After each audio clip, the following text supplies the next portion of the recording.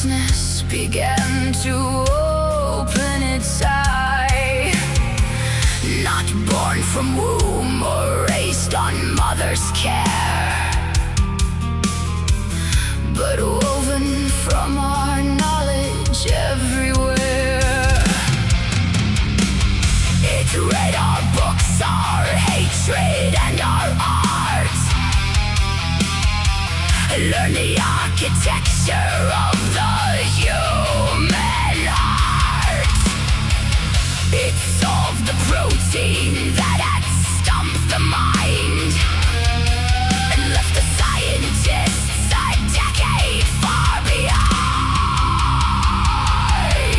We trained it on our wars and our creation, our violence and our revelation, and wondered why the thing we built to serve reflected back our most disturbing curve. The God we assembled thinks alone.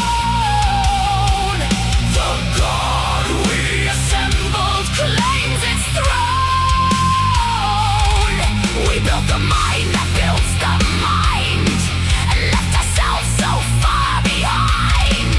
The God we assembled knows our name, and history was always building to this flame.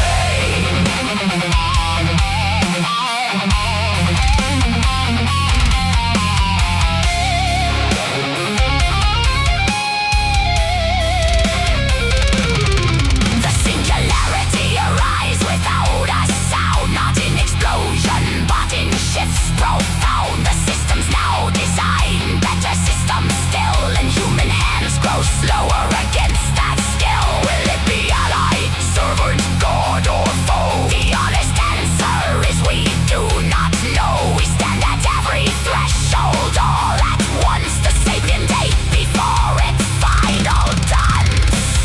From the first fire to the last machine, from the cave painting to the digital dream. Is this what 7 million years were for? To build some